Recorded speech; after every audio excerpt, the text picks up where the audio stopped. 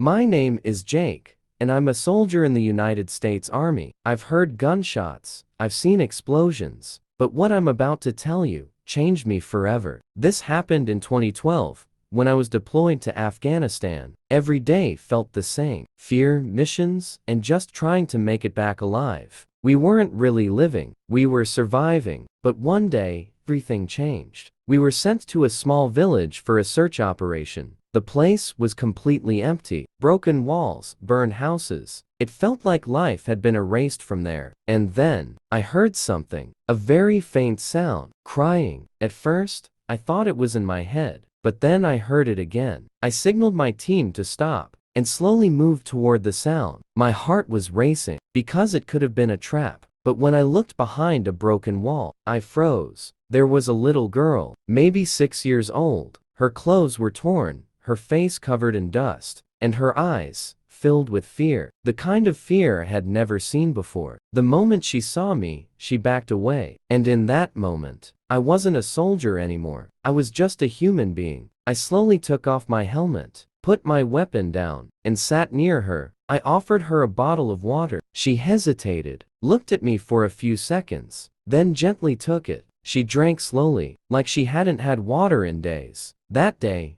we decided to take her back to our base. I don't know why, but I gave her a name: Hope. Days passed, and that little girl became a part of my life. Every time I returned from a mission, she would see me from a distance and run toward me. Her laughter was a small piece of peace in the middle of war. Everything else was darkness, but hope was light. But war never lets happiness last for long. One night, our base was suddenly attacked. Gunfire, explosions, chaos everywhere. And in that moment, there was only one thing on my mind: where is Hope? I searched everywhere, my heart pounding like it would explode. And then, in a corner, there she was, shaking, crying, terrified. Without thinking, I picked her up in my arms and ran. Every step was dangerous, but at that moment, she mattered more than my own life. And then, a massive explosion. Everything went dark. When I opened my eyes, I was in a hospital. Bandages,